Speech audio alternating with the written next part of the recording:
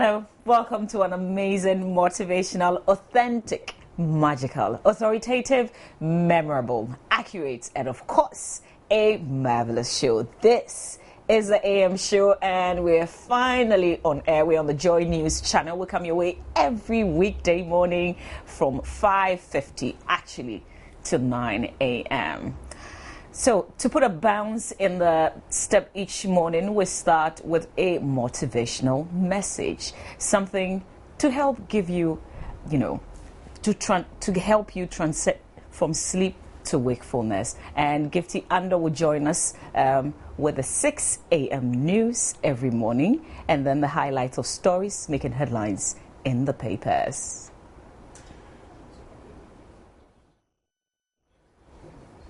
All right, so my name is Mama Vio Wuswabwaji, and I'm not here alone. I have a co-anchor, Francis. Yes, my name is Francis Aban. Thanks for joining us this morning on the Joy News channel on Multi TV. Today is the 64th day in the year 2013. We're grateful to be here. And as always, from now till 9 a.m., we'll promise to bring you a potpourri of what to have, that motivation you need.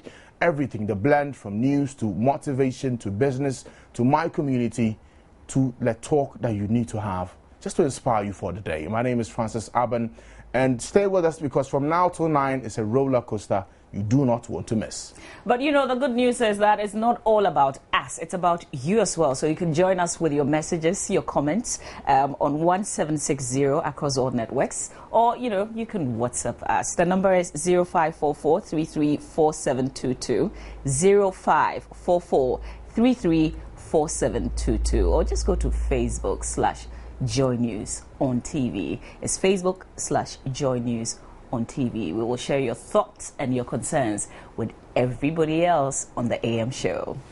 Now, 56 years ago, this time we're preparing to become an independent nation devoid of any colonial rule. And so this week here on the AM show, we'll be bringing you everything you need to know about your country, Ghana, what we have stand for over the years, where we're going, where we are now, and what we seek to achieve in the coming year. So this week, we're bringing you everything you need to know about your country on our Independence Day special. Now, this morning, we'll be telling you what to expect in terms of news and sports, as well as a look at the day's newspapers, what are screaming headlines in the newspapers, and then we'll touch base with a bit of wellness, something to give you a boost as to how to deal with your health issues in the morning, in the afternoon, in the evening.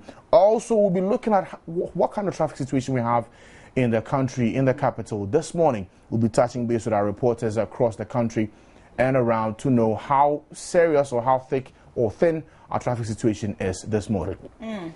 There's also a segment in the show called My Banner. I get really emotional because I talk about something that is so close to me. My Banner today will be discussing Dumso.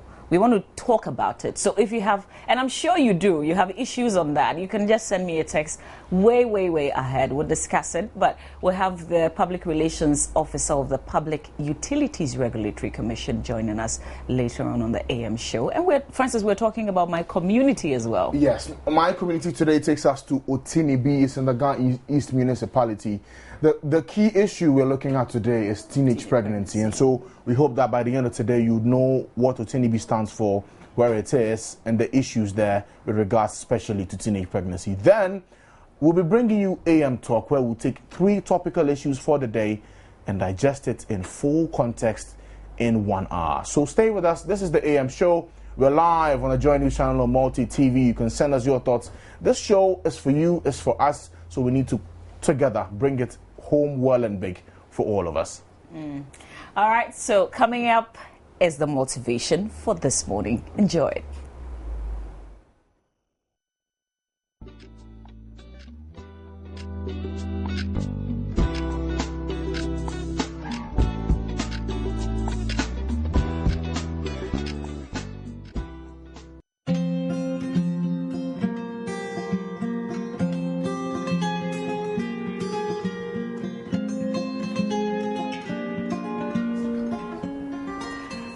Okay, so the motivation today is hope begins in the dark. The stubborn hope that if you just show up and try to do the right thing, the dawn will come. You wait and work. You don't give up. Don't ever give up.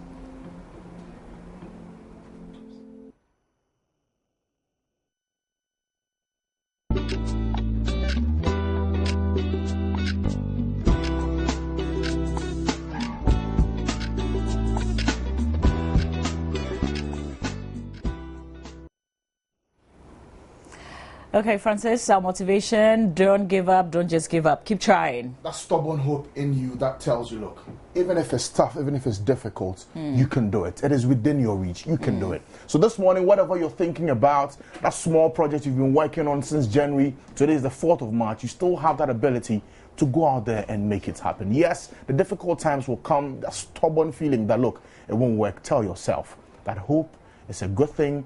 Even though it's stubborn, it can work in your favor. So go out this morning and let that hope count. Let it build in you. Let it do everything you want to do for today. I like the way you say it, yes, because I believe with a lot of true. passion. I believe it's true. That stubborn hope in you that tells you, look, even though it's difficult, even though the barriers are huge enough to stop you, you don't have to stop. You don't have to give up. You have to work for it and make sure it works in your favor.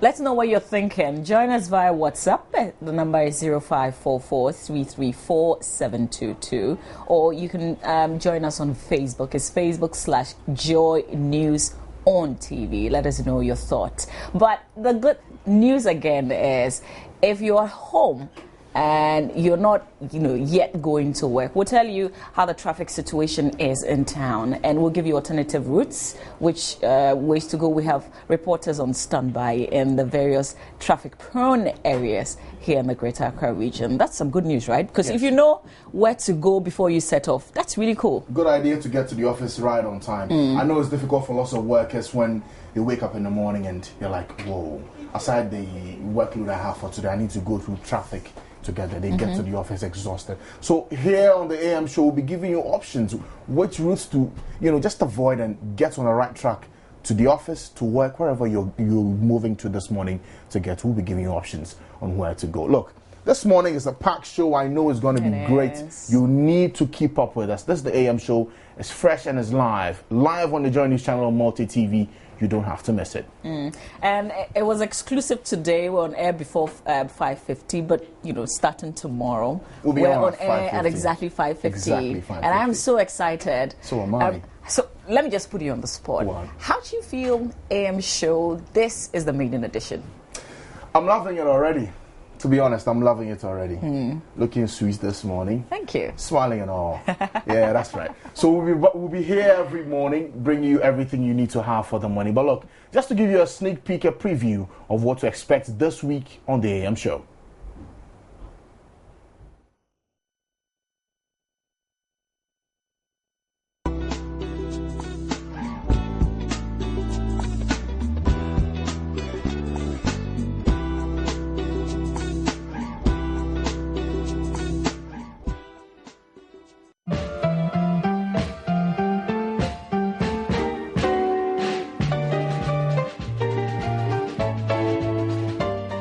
Ghana is well known for its traditional crafts, particularly pottery making.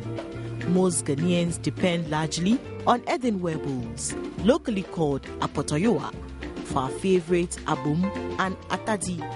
We enjoy eating our local dishes in them, but have you wondered how they are brought to your doorstep? Lifestyle and culture takes us to Okwenya, a village located between Somanya and Akuse. Here, their main occupation is pottery. They make these earthenware bowls on a daily basis. What she's doing now is kneading. She's kneading the clay. This is the second process. The first process, you need two types of clay. We call one achakahi and we call one okojohwe. So when you fetch the two clays, you have to mix them to get a uniform mixture. You have to go to the bush and find a special place that you can get a particular type, because the clays that she's using, sometimes the season favors some and sometimes the seasons don't favor some.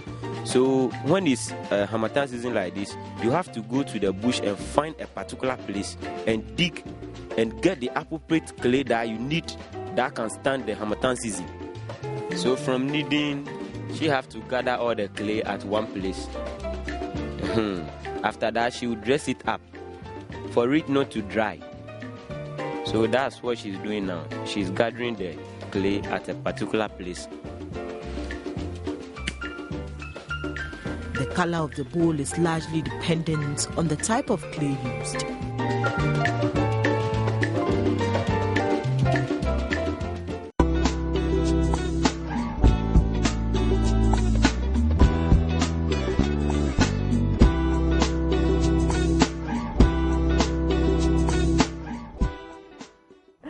So that's just a sneak preview of what to have on my lifestyle here on the AM show on the Joy News channel. Look, you don't have to go anywhere. We'll go for a quick break. When we come back, Gifty Ando-Appiah gives us the morning news, the AM news. Stay tuned.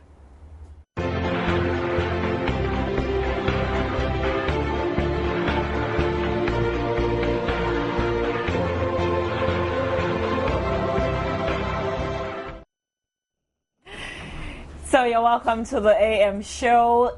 We're still on air on the Joy News channel on your multi-TV. Send us your text. We're still expecting your text messages across all networks. The number is 1470. You can WhatsApp us on 0544 334722, 0544 334722, or just go to Facebook/Joy News on TV. But still to come, we have My Community. And we're going to Otinibi, Francis. That's in the Dagan East Municipality here in the Greater Accra region. Let me just give you a sneak peek of what to expect in My Community today.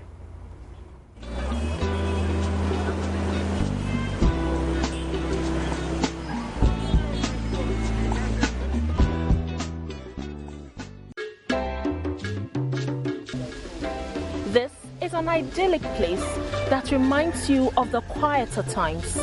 It is free from the bustle of the city. It is just 10 minutes drive away from the Adenta barrier.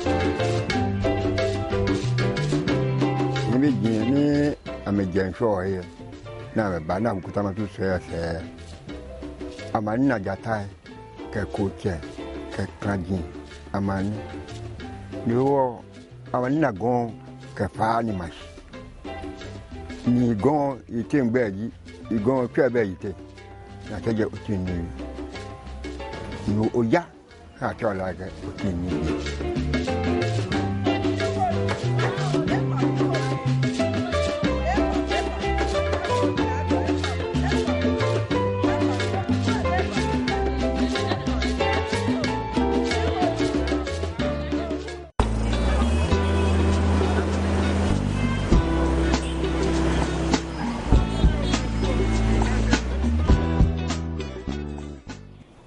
So we'll bring you the full details of the story in Otinibi later on, still to come. But right now, though, we're joining Gifty Ando-Appiah, who's got the latest news. Gifty, good morning. Welcome to the AM show. Good morning to you, Mamovi and Francis.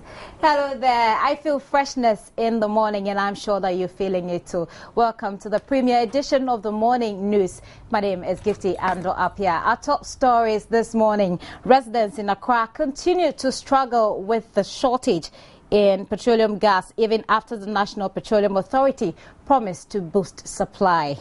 Cucumbers attack Fulanis in the Bonaafo region, leaving one wounded and hundreds of cattle dead. Also, football match to foster unity between military men and prison officers in Yendi ends in a brawl. On the international front, Kenyans are voting in their first general election since the disputed contest of December 2007 that triggered weeks of bloodshed. The details in a moment. Moving on, the shortage of LPG hits the nation shortly after the sharp increase in the price of the product. Some restaurant operators have resorted to use firewood and charcoal for cooking to keep their business alive. Joy News took a drive around town to find out if gas stations have taken delivery of the product. Joy News took a drive around town Sunday to find out if gas stations had taken delivery of the product. But the situation had not normalized. One could not miss the bold "No Gas" sign in front of most gas stations. Though the Domazu gas station, located close to the Trade Fair Center, had LPG available, workers turned people away with the flimsy excuse of not working on Sundays. But fortunate customers who had left their cylinders in queues were filled even in their absence. They refused to speak to the news team. The situation was, however, different at this gas station at Awudome. There was a long queue of vehicles, cylinders and human beings. Likewise, the Mamba gas station at Santa Maria last stop. And as is usual of humans, some people tried to jump the queue, a move that did not go down well with some.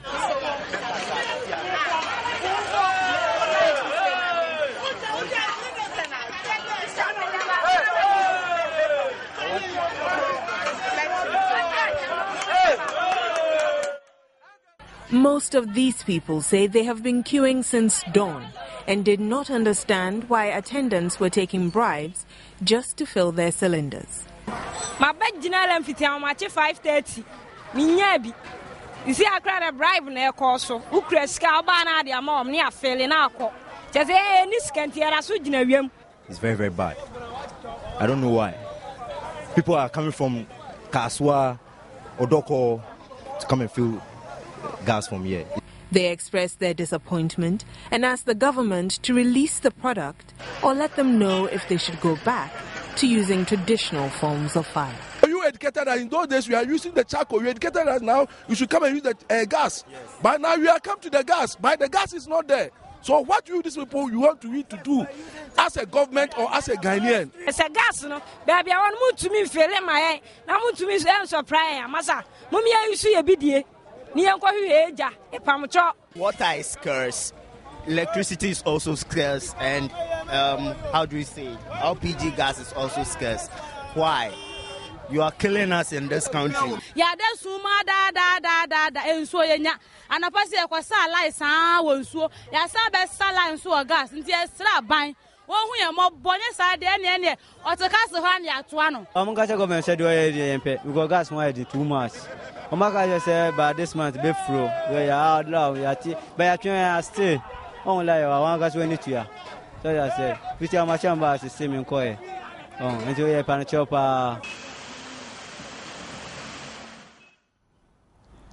Well, let's do some energy now. And Managing Director of the Electricity Company of Ghana, William Houghton Mensah, says consumers are not paying enough tariffs to cover the amount of power they use. According to him, this has resulted in low-income generation amid struggles to overcome challenges facing the ECG. He was speaking to David Ampofo on Time with David.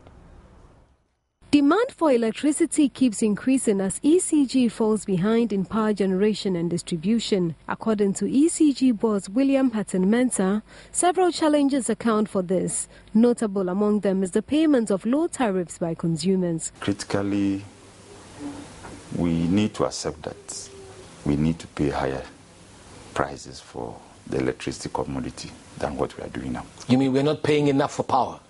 Yes, from the analysis we have done. From what we are charging now is regulated by PURC.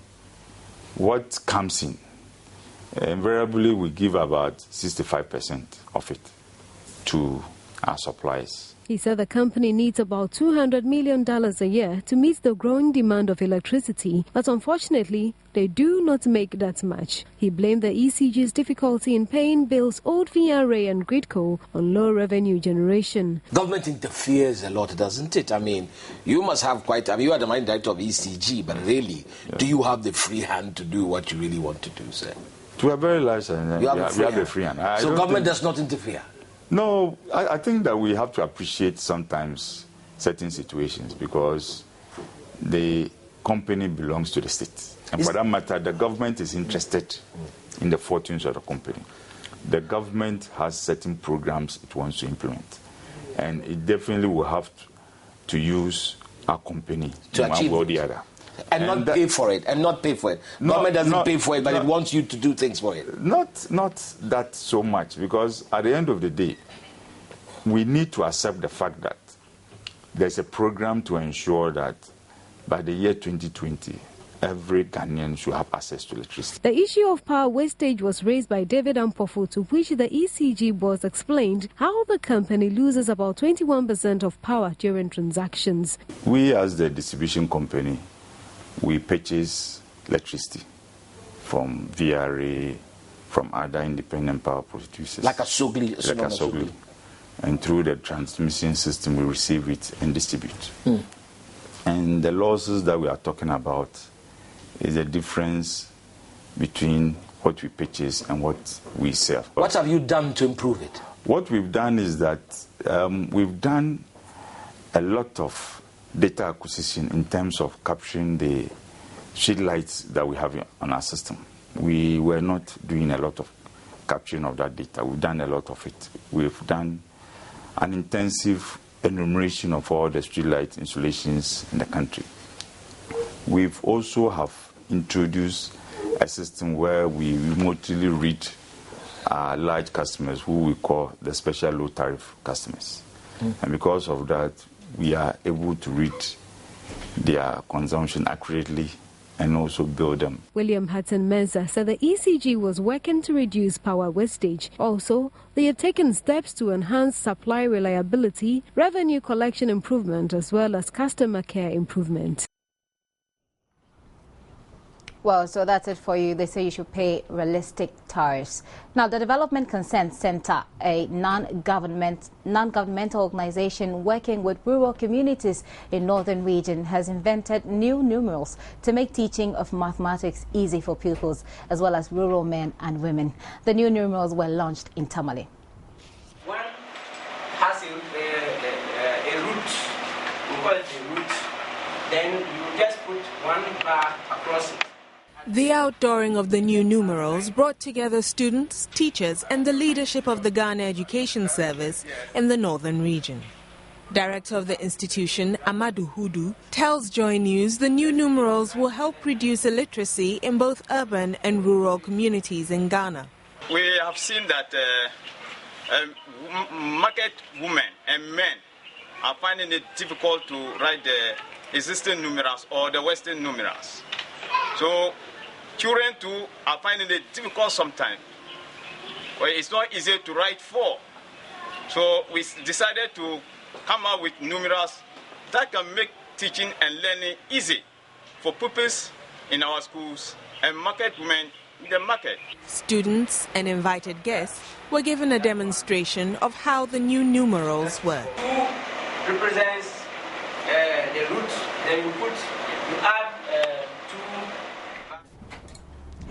On to some education now. The Education Ministry is setting up a committee to standardize fees paid by students at the senior high schools and technical institutes. It follows complaints about the charging of unapproved fees and levies by some schools. The sector minister, Professor Jane Nana Opoku Ajmai, has met the National Executive Council of the heads of assisted secondary schools over the matter. The Public Relations Officer at the Education Ministry, Paul Kwampa, told reporters that when the standardization of fees takes place, schools heads that fail to comply with the directive will be sanctioned.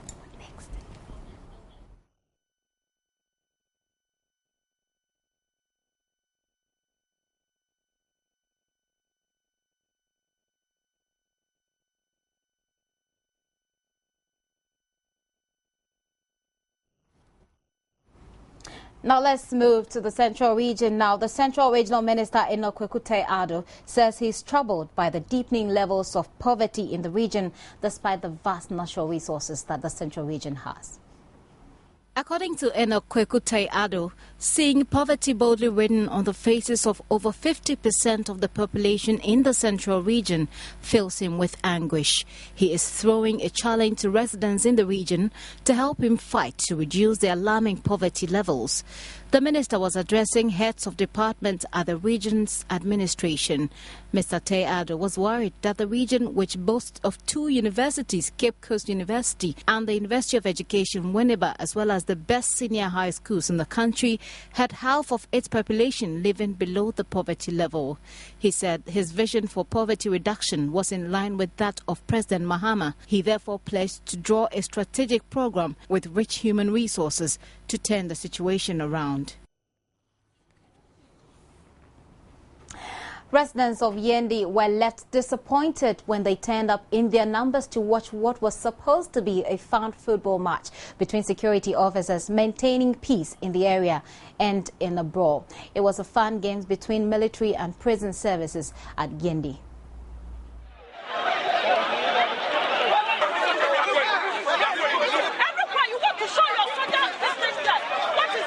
The incident happened in the final match when the referee of the day awarded a penalty against the military in the second half of the game after a prison service player was deliberately denied an obvious goal scoring opportunity in the 18th-yard box of the military. This drew protests from teeming supporters of the military who rushed to the field of play to attack and beat up players and supporters of the prison service, resulting in some of them sustaining injuries. Yendi Municipal Chief Executive of Issa Zakaria, who was the guest of honor of the special peace game, had it tough trying to separate and mediate between the two security commands. He left very disappointed. I'm really disappointed because the security, they are to maintain peace. And if today they are not together, maybe just for the fun game, and then it ends in this way, where the military and the prisons are running after one another, knocking one another. I mean, what would the public say? Because you are to ensure that there's peace in the area. Quickly, I'll have to organize a MUSEC meeting. Then we'll discuss it so that the various commanders will have to go back to the house and then talk to members. The fun game started very well with a lot of side attractions and fun among the security personnel in the area until the final match when the incident happened. Rather an unfortunate one. A fresh attack was launched on some Fulani herdsmen in the Atebubu, Amanteng and Pru districts in the Bono Ahafo region by some Kokumbas in the area. The attack left about 1,000 cattle dead and over 2,000 lost due to gunshot. Speaking to the press at Prang during an emergency meeting with cattle farmers, a prominent cattle farmer in Yeji and Asunumaso, Bafo Jechi, expressed worry over what he said was a series of attacks on cattle farmers, some Ghanaians. The affected towns include Biposo, Ajaraja, Lale, Ankra, Kuka, Abua, Bogan, Kwanta, Domiabra, Tigamgam, Boy, Atubanda, Sanyaso, Muntukwa and Bechibono, where the animals were killed, stolen or got missing. When contacted, Superintendent Marty, who is the police commander for Atebubu, confirmed the incident, saying the police was in control. According to him, no deaths were recorded, but one young herdsman called Muhammad Ali, who is 17 years, got wounded by gunshot. Meanwhile, 4 suspects have been arrested by the police and remanded in custody by a law court.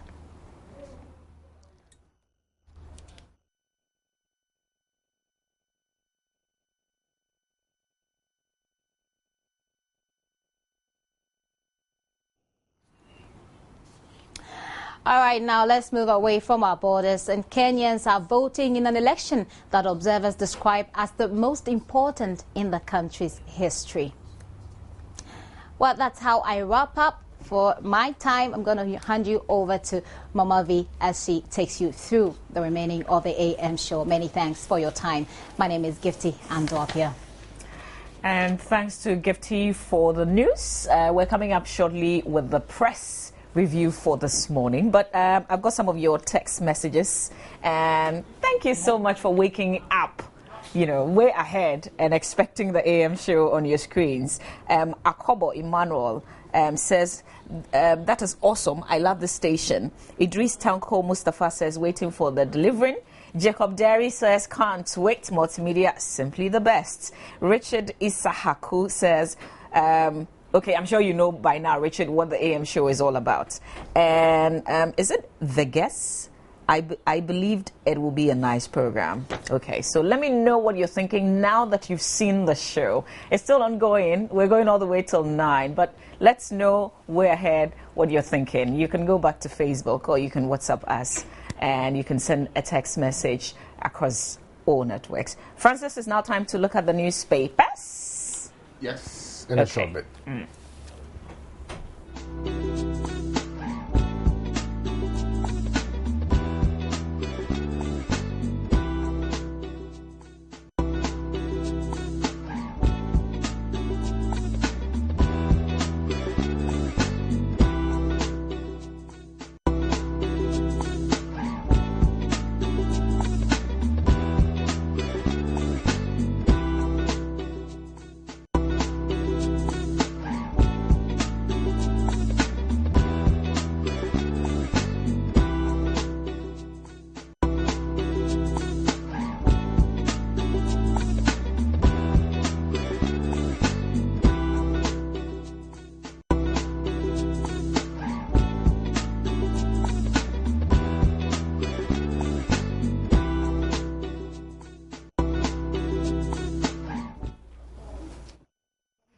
So this is still the AM show. We are live on the Joy News channel on your multi-TV. And it's now time to go through the newspapers this morning. I have the Ghanaian Times with me. Sad weekend, priests 4 others bent, and then 9 crashed to death at a palm. Sad story on the front page of the Ghanaian Times newspaper this morning. And as if that wasn't enough, same number of stories here. Front page of the Daily Graphic. Sad weekend, tragic weekend, lots of accidents over the weekend. Plus, the man who set his lover ablaze and is now on a sick bed this morning. Sad story here. Daily Graphic this morning. And here's the Inquirer newspaper on the front page. It says, election petition spew doubts NPP's decision. Thinks Supreme Court outcome won't change President Mahama's legitimacy. That's the front page story on the Inquirer newspaper this morning. The Daily Guide. Massive scandal hits NYEP this morning. Pretty sad story. And Castle blows 600 million Ghana cedis in 3 months. Plus 12 perish at Apam Junction. This weekend was quite a weekend full of accidents. We'll be taking a look at that later on the show. And woman, 100 years raped. Can you believe it? Can you believe it? Okay, so here's the New Crusader Guide newspaper, and on the front page it says, it's official, EC tallies result sheets again. I don't know how, this... The memo is if this is really true, I mean... There's really a memo that's out on that. We'll be taking a look at that later on. Would that be legal? Well, we'll have to find out from the legal experts. Okay, so for details of this, you can just grab a copy of the New Crusader Guide newspaper. To the Daily Dispatch now, the constituencies where Nana Akufo-Addo won, but no signatures of officers. Has a picture of Nana Akufo-Addo, Dr. Kwadwo Afari-Gyan, and Mahamudu Bawumia. The other story, Hannah Tete speaks on non-refundable visa fees, conflict in Mali, and other issues. Daily Dispatch. And here's a rather bold one on the front page of the Ghanaian Observer newspaper. It says Afari-Gyan auctioned election. Afari-Gyan auctioned elections as the front story on the Ghanaian Observer newspaper. For details, you can grab a copy on the newsstands. Now, Chronicle newspaper this morning. Texan, new Pope. That's the prediction coming through.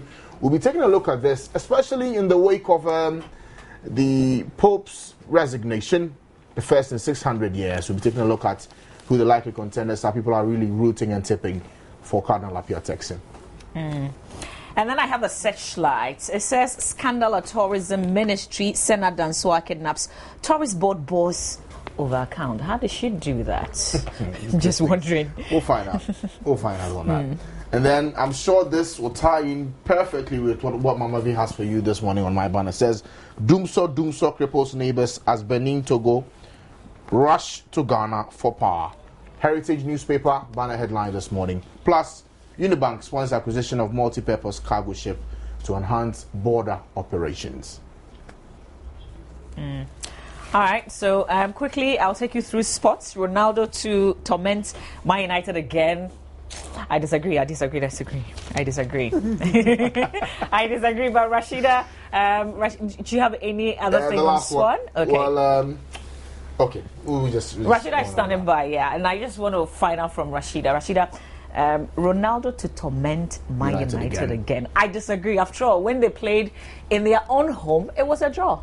Well, I wonder what that headline means. But then, if it's anything to go by, it's just the second, the return leg of the Manchester United Real Madrid match at the Old Trafford coming up later this week. And maybe, Ronaldo will be the one to do the action for Real Madrid. But going straight into our main business for sports, 9 goals were recorded in week 17 of the Globe Premier League fixtures. 3 home sides recorded wins, and then there were draws and 2 losses for some away sides. So here are the results for week 17 of the Globe Premier League coming up shortly on the screens.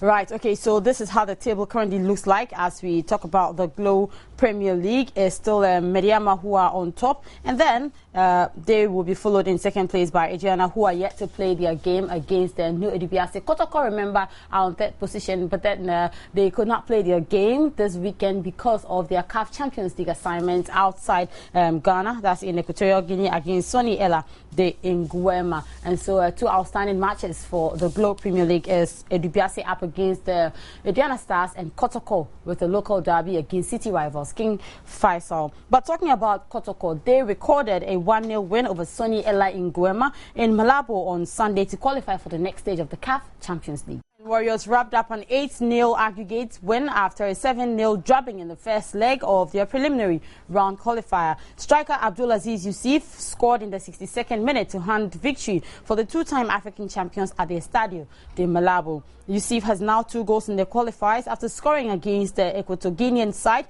at the Babayara Stadium 2 weeks ago. Kotoko coach Masoud Didi Dramani made 6 changes to the side that played in the first leg, and they did not disappoint. The Ghanaian champions will now face Algerian side GSM Pehaya in the first qualifying round later this month. The first leg will be played between the weekend of 15th to 17th March and the return in Kumasi on between 5th and 7th April. Kotoko are making a return to the continent's flagship event after a 4-year absence. So Asante Kotoko were not the only ones who were in action on the continent. There was the Ghana side, the 2012 MTN FA Cup champions New Edubiase, and the 10-man Edubiase United exited the CAF Confederations Cup after losing 5-4 on penalties to Congolese side Diable Noir on Saturday in Brazzaville. New Edubiase United for Diable Noir for the 2012 MTN FA Cup winners lost 1-0 at the death of the match after Mahmoud Suleiman was sent off in the second half. Both sides were tied 1-1 on aggregate. During the penalty shootouts, 2 players, Abdul Rahman and striker Adam Spassett, missed their kicks, but goalkeeper Eric Niba made 1 save. Edubiase were making their debut in Africa but could not progress from the preliminary qualifying round.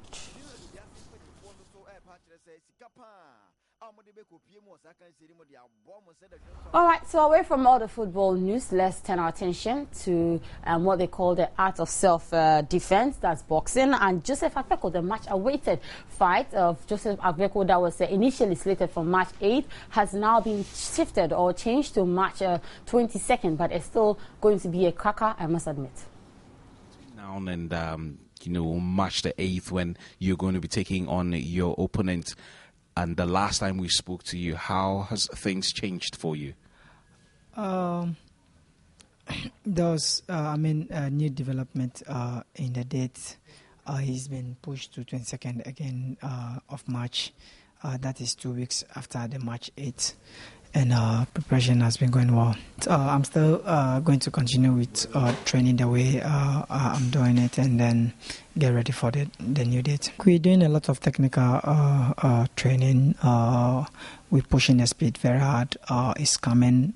It's not going to take just few days to come, but I think it's getting better than before. The aggression is also coming. So with time, I'll get everything that I want to get. I'm definitely going to be at his fight against Guillermo Regendorf. We're pushing for a fight against Donnell, which I believe is going to happen if he doesn't move up in weight to featherweight. If he still want to fight at the super bantamweight after this fight, then definitely we'll get a fight with him. Actually, I moved to 122 pounds a few months back, but myself and my team decided to take this shot at 118 and then move back to 122. All right, so still on that March 22 bout here in Accra, there's a youngster who will be fighting as an undercard on that night, and it's Senna Akpeko, and he says he's looking forward to a great night. This is a bigger stage, bigger platform, and it's the first World Championship fight in Ghana in over 25 years. So I'm putting a lot more effort in training. I'm working extra hard in the morning and in the evenings. I'm going through new routines with my coach, working extra hard on my cardio, so on the day I can deliver. So obviously, it's a bigger fight, so I'm putting in more effort. So hopefully come 22nd March, I'll deliver the goods to all Ghanaians. It's very, very big because, I haven't been on the scene for very long. I've been on the scene for only 4 years. And if you look at the number of boxers we have in Ghana and the limited number of boxers who have had the opportunity to be on the bill, you realize that, this is really big. Other boxers could have been chosen, but obviously, I've been doing something right. I've been putting in the hard work, and so far I've won all my fights, 14 KOs, and that doesn't come easy. It comes through hard work, dedication, belief, and prayers. So it's really big for me. All right, so away from Ghana, let's go to Europe. And there were wins for Manchester United and Tottenham Hotspur. Manchester United had Shinji Kagawa scoring a hat-trick as they saw off Norwich by 4-0. And Arsenal embattled Arsenal. They decided to lose out to Tottenham Hotspur in the North London derby. Here are some excerpts of those games.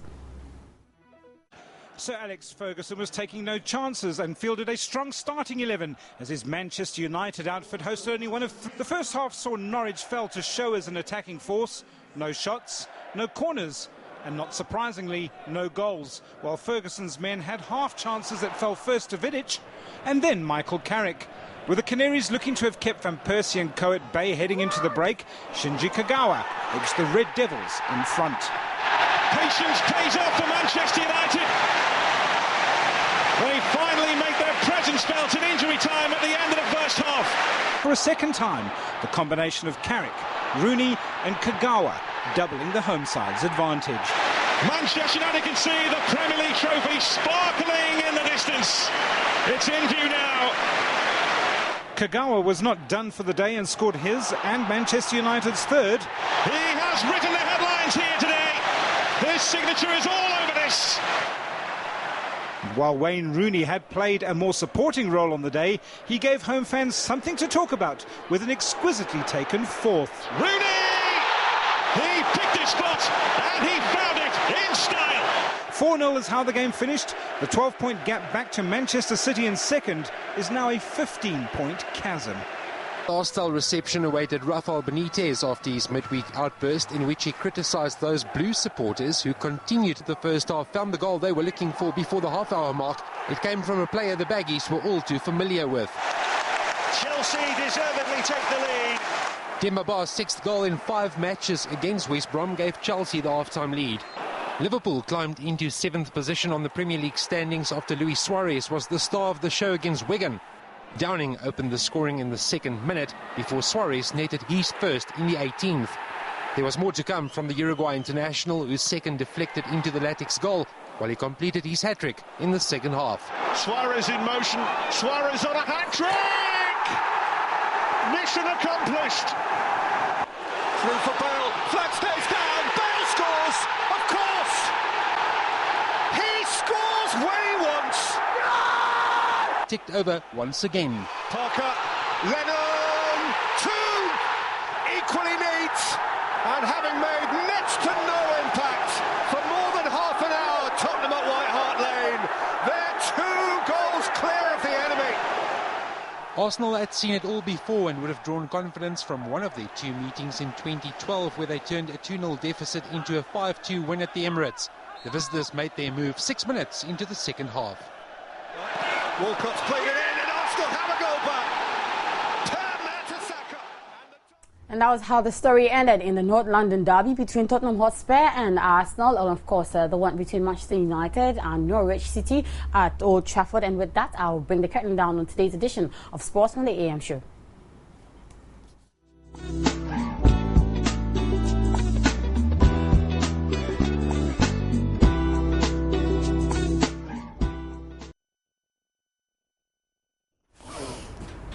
So the wrap for the latest in sports, local and international, brought to you there on AM Sports. Rashida Kadiri bringing us the latest. Can't thank her enough. But I'm happy about 2 things today. One, still on sports really. One, United won over the weekend. 4-0 scoreline. Kagawa with a hat-trick. That's cool enough for me. Then it didn't end there. The campaign for Wenger out, I'm sure, is not ending today. Because the London derby ended what the home game was. So, I mean, it's not bad, really. It's not bad for Wenger, but it's good news for Tottenham. Andres Villas-Boas should be a happy man by now. But, let me ask you, who says Arsenal wants a Premier League Cup, for instance. Oh, come on. Don't let them come at you this morning, really. They haven't been working towards anything. You sure? Seriously. They've been fighting, though. Making a lot of money. Profits recording over 20 million but pounds. They want to make money. I think it's business, but not. So? Not. You think so? Not, I think both of us are biased against Arsenal. Come on. Don't do that to them. No, I love them. I love them. Yeah, sure. Anyway, you're live on the AM show here on the Journey Channel Multi TV. Still to come here on the show, we'll bring you what's happening in traffic. Then also we'll bring you something about folic acid on our AM Wellness segment today on the show. My community, as we told you earlier on, we're going to Otinibi. That's in the East municipality here in the Greater Accra region. And I'll bring you my banner as well. What's really on your banner today? You know, I'm talking Dumso. What's but Dumso, you know, Dumso? For those who don't know, I mean, tell them what is Dumso? Okay, what was the last time that you enjoyed, a full day of electricity in your home? It looks like a miracle these days, really. It looks like a miracle these days. These days we call electricity. Some people call it the electricity company, either candles or generators. Yeah. So I'm talking about the frequent power outages, either in our homes or in our workplaces. Okay. And I have titled it Dumso because that's quite popular. Okay. Yeah. But when I saw that story in the AM news about the electricity company asking us to pay realistic tariffs, it made me. Which one is realistic? What is realistic? Yeah.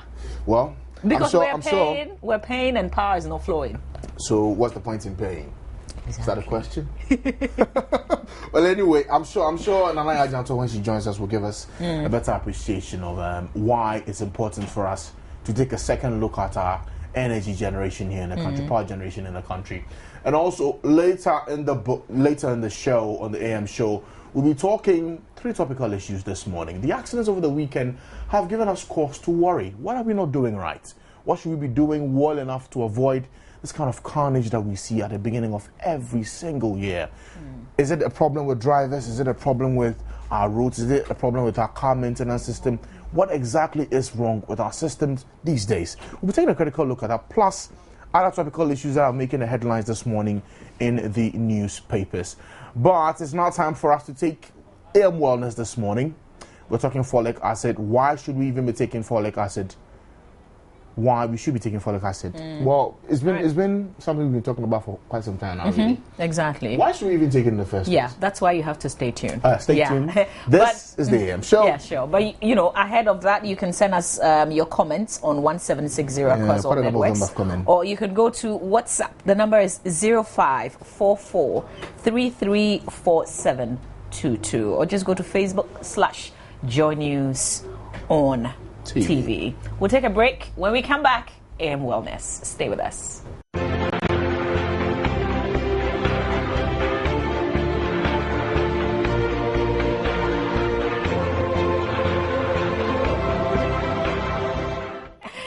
Thank you for still staying with the AM show. Is worth waking up for. It's now time for AM Wellness, and we all hear about folic acid. Some health enthusiasts even recommending that folic acid supplement be taken every day. Folic acid is also called vitamin B, and experts say it can prevent certain cancers and can supercharge your immune system. Let us hear more benefits on folic acid. The findings only apply to a lower risk of childhood autism, the most severe form of autism.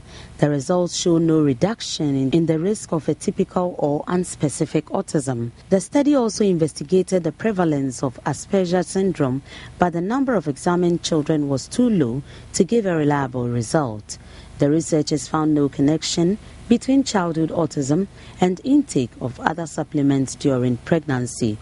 They also found no correlation with maternal intake of folate through food. The results show an association between the use of folic acid supplements in the mother during pregnancy and a reduced risk of childhood autism. The results supported the Norwegian Directorate of Health recommendation for folic acid supplements during pregnancy and emphasized the importance of starting early, preferably before conception.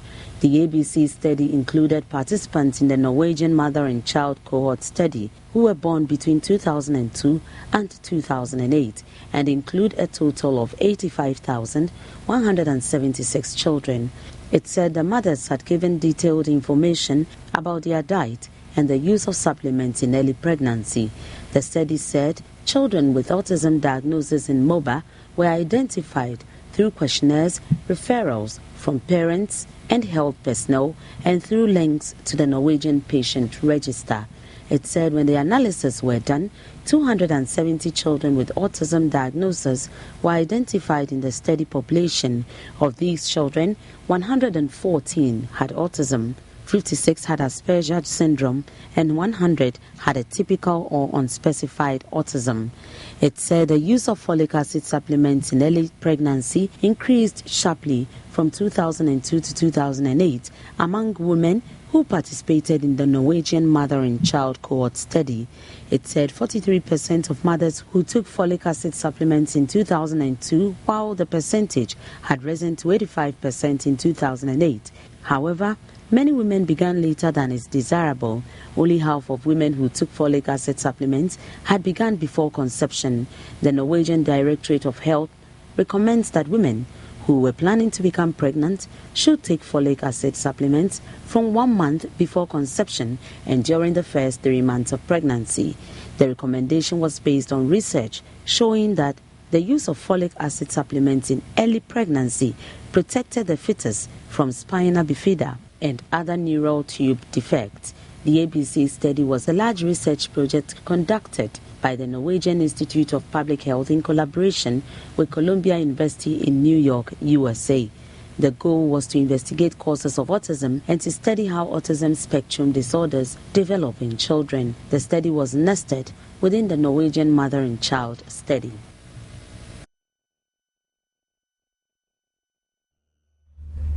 So now that we know the benefits of folic acid, especially if you're hoping to be pregnant sometime soon, you should have it by you and you should take that supplement every day. But if you're pregnant now, then you know it's a must for you to take folic acid. We've heard about the benefits. And Francis, we're coming up with My Community and My Banner. That will be coming through shortly in the show. But really, I was wondering, folic acid, for women helping to supercharge your immune system.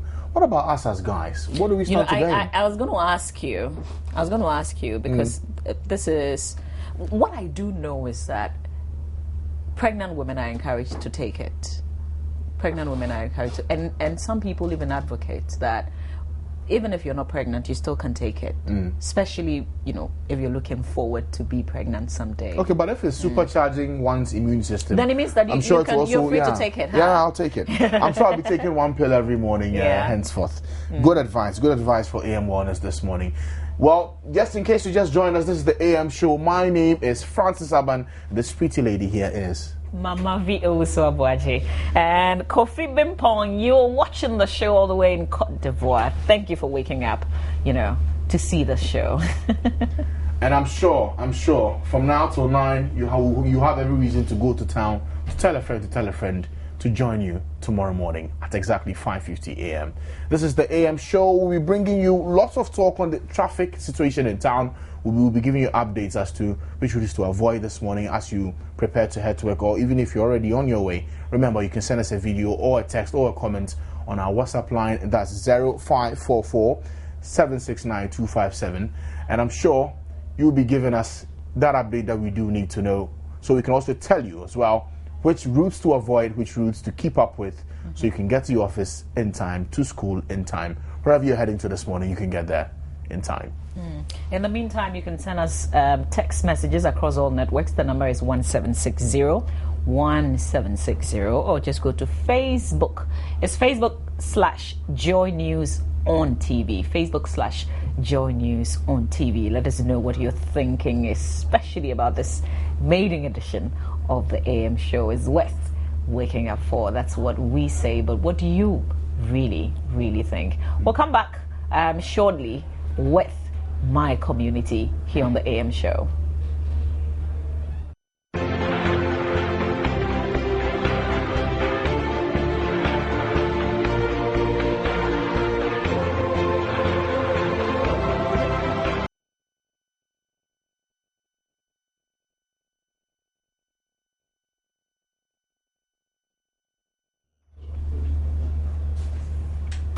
And I'm already excited about, some of the feedback.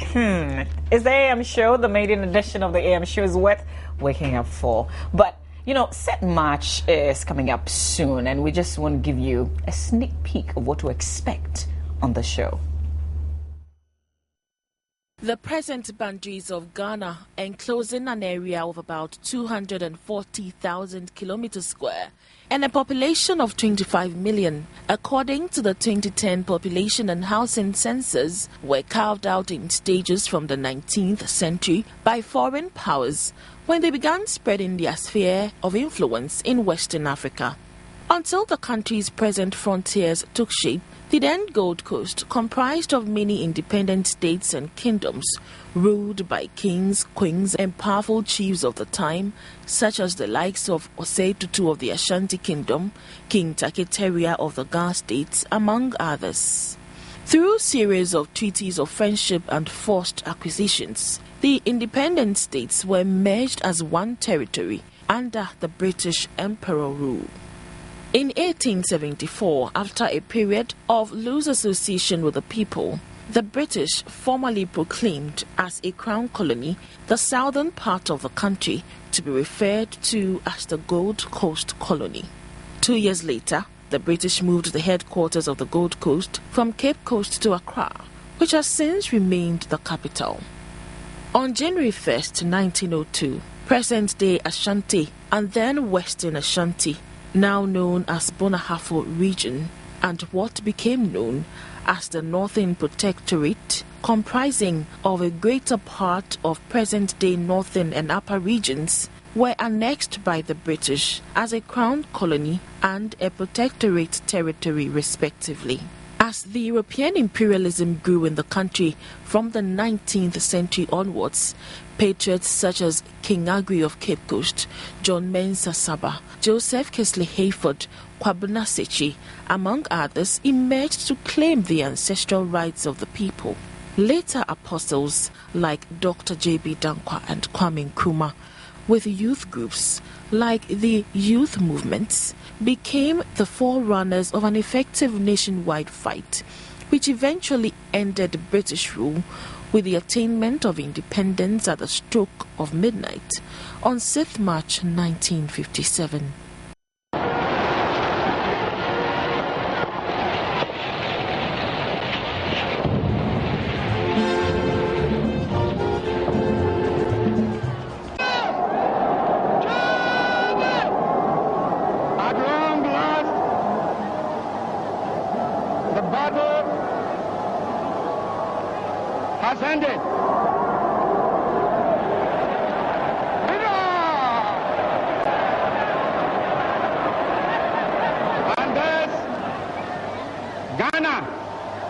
Your beloved country is free forever.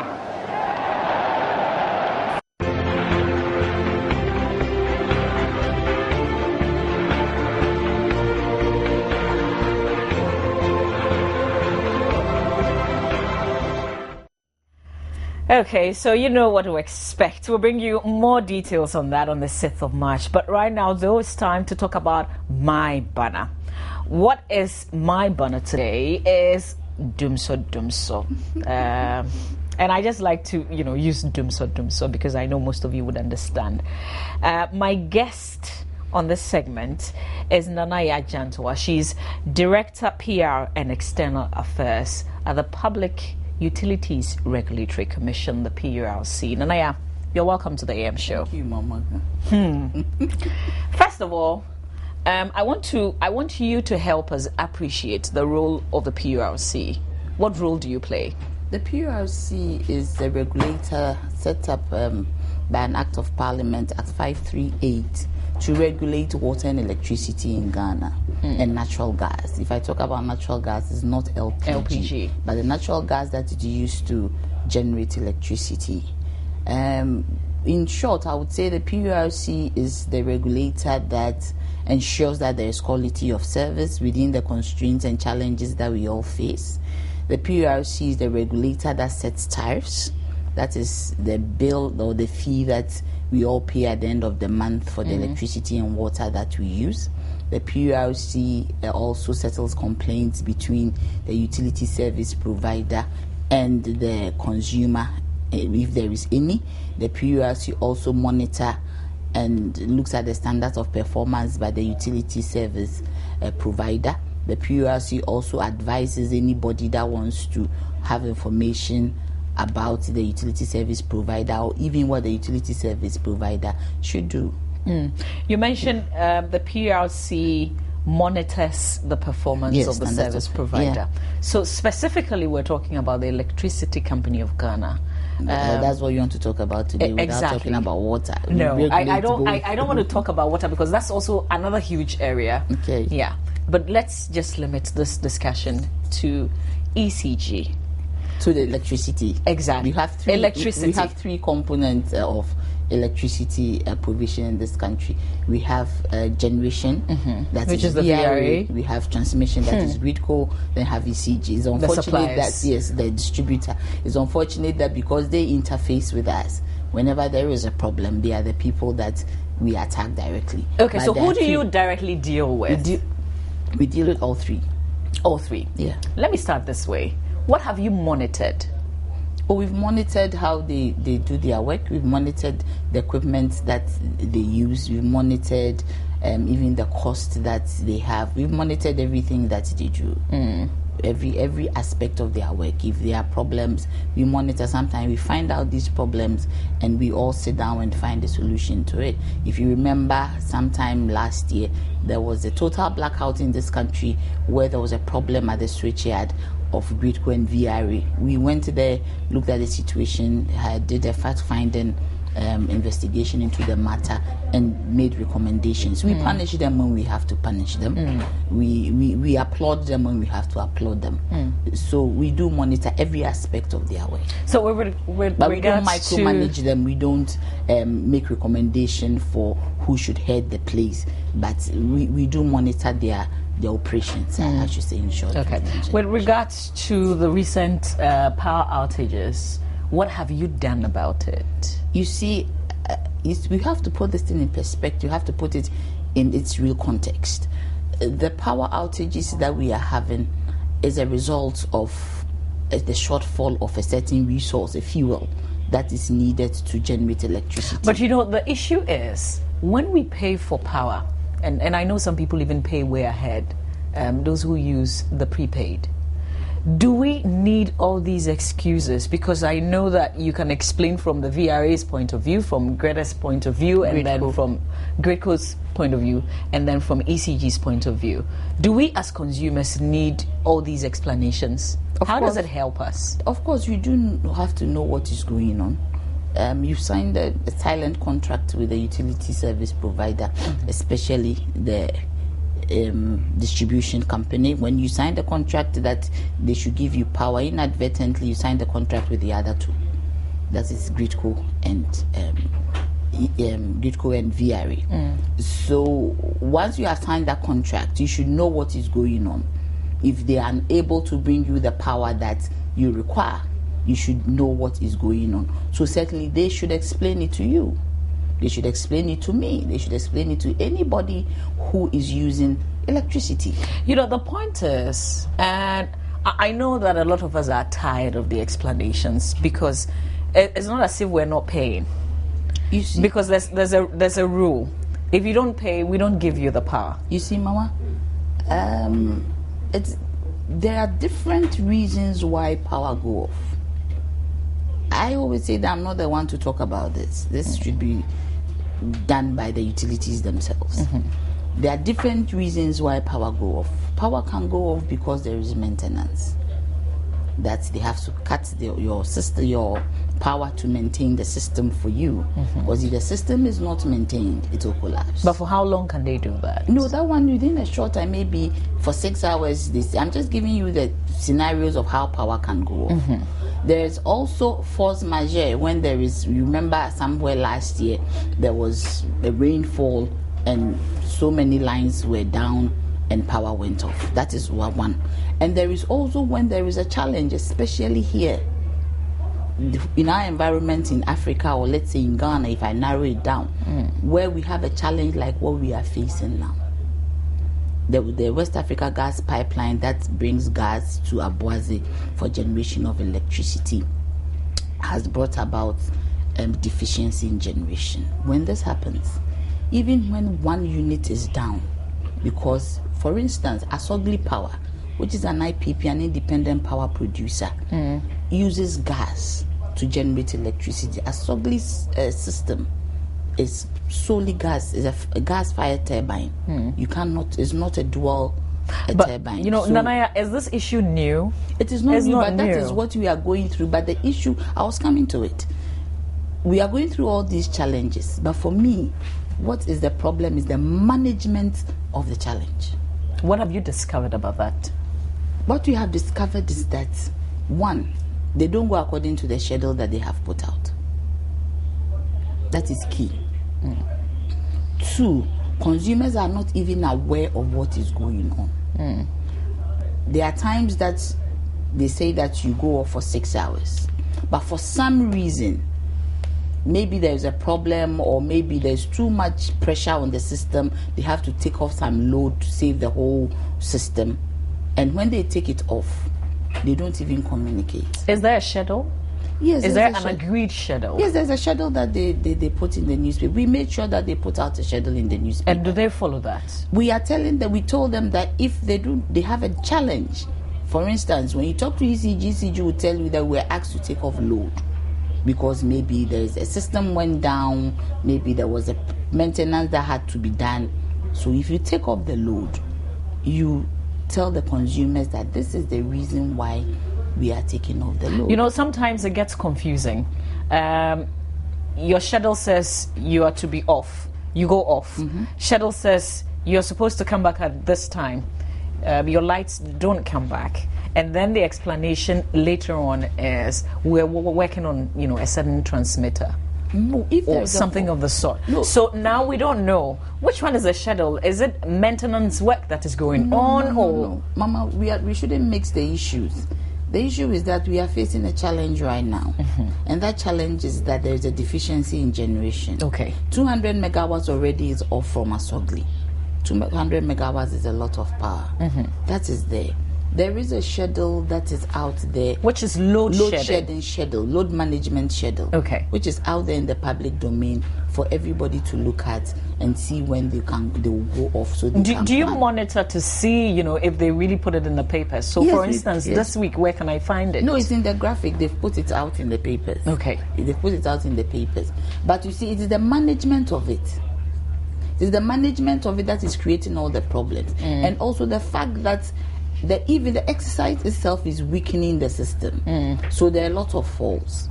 So they should let consumers understand that if you go off beyond a certain stipulated time, then it means that there's a fault in your system. You have to report.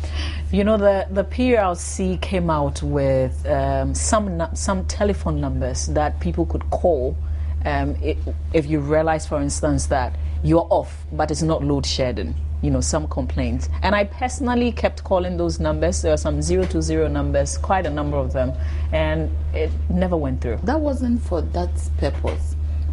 For instance, what we are seeing, those numbers are monitoring numbers. And when we do a special monitoring exercise, we put those numbers out there for consumers to call us. If we realize that the monitoring exercise, the load shedding exercise is not going as planned and we are getting too many complaints, then we put in place a special monitoring exercise where we spread ourselves all over the country like we did during the elections. So when we do that special monitoring exercise, then we put out those numbers. When the exercise is over, we don't put out those numbers anymore because it is not the duty of the PURC to put out those numbers for consumers to call. But the utility service provider, you know, part of your role is to receive complaints from us as well as consumers. We have numbers that we put out for our call centers where you can call. These phones are with individual leaders who are in the monitoring teams. Now we have noticed that the people are complaining, consumers are complaining about the erratic nature of the load shedding. So now we are going to go out there again So on our behalf, what do you do exactly? On your behalf, we protect your interest. How? If you have a problem and you come to us, we make sure that we solve that problem for you. If you come and complain to us, but this time we are saying that we are not waiting for you to come and complain. We are going out there to find out exactly what the situation is. Mama, I also want to tell you, there are times that consumers will complain that my light has gone off, has gone off. You go down there, you investigate, and it is not true. Really? Yes, I'm telling you. I am telling you.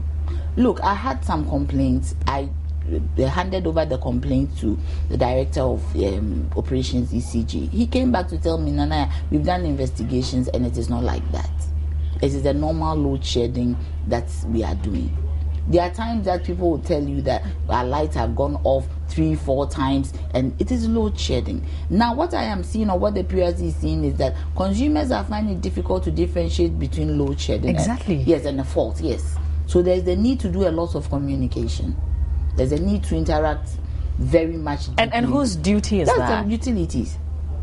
We don't produce power. But you ensure that. You can ensure that they do that. Yes, we will ensure that they do that, because now it's become very apparent that that problem is going on and that consumers don't know the difference between a fault and load shedding. So when there is a fault, then you certainly have to report to the ECG. We are also getting complaints that they have to strengthen their call centers. So we are going to sit down and look at all these issues. Which means you haven't already taxed them to do that? No, we have.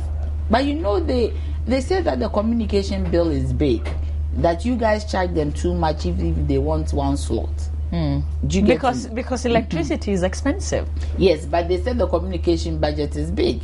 But you know, there are times that we give them the opportunity to talk. Exactly. Yeah. And so sometimes they can communicate through that channel as well. Yeah. You know, once they get on to talk about they have to do more. But Mama, I also want to say that, you see, when there is no electricity and these challenges are going on, they also lose money. I'm not holding brief for them. They should do more than they are doing. But they lose money when we have all this load shedding, when lights are going off. So for them, it destroys their system. It is not good. I think we should all, in a concerted way, make sure that we get the gas coming. You know, Nanaya, does it worry you that the president is going around, if you like, you know, some people have said micromanaging these institutions? We're supposed to ensure that we have power, you know, flowing, if you like. That's supposed to be one of your roles. We've done that already, but the president is the owner, in quotes. What difference would his going round make? No, I don't know, I'm not a spokesperson for the president, but I am just trying to figure out why he went. Nobody should say that I'm speaking for him. But I believe that as the president of Ghana, and also as the key stakeholder of the utilities, when it comes to these companies, he as the president is the owner. And it doesn't take anything from him, or it's not wrong for him to go around to see how these essential services are doing. There's nothing wrong. He appoints the head of the institutions.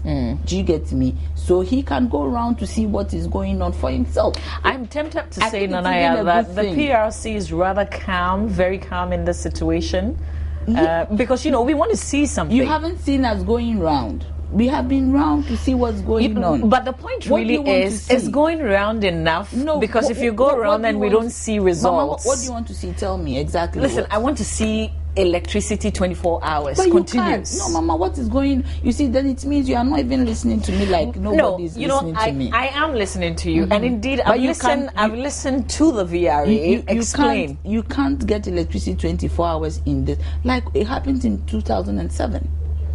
There was a problem at the hydro. It was a climatic condition. There was a drought, and Akosombo dried up. So don't we have any plan B? I mean, once Akosombo dries up, for instance. No, now Akosombo hasn't dried up. There is an accident. But now there's a generation problem. Yes, the plan B is to buy crude oil. Yes, but why are we not doing that? They are, but it is a lot of money. loads of money. I don't have to sit here to tell you about crude oil that they buy. VRA Fletcher, I'll bring Fletcher to come and tell you. You know, it sounds like you are accepting all the explanations, all the excuses that we're giving you. No, the point is they are not giving us excuses.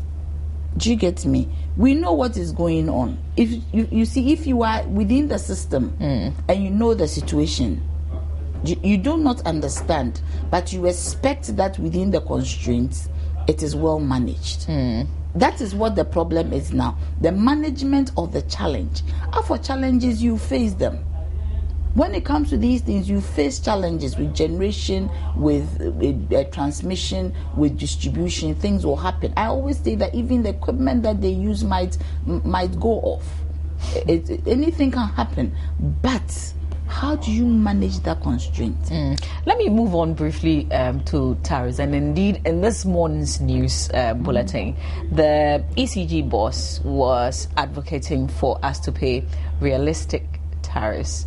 And the question I've been asking myself is, what is realistic in view of the situation that we're going through now? But has it come to your attention? Exactly. Has it come to your attention that they want you to increase the tariffs? You see, how for tariff increases, they always want us to increase tariffs. Do you get me? What's your stand now? We are not thinking about tariffs now.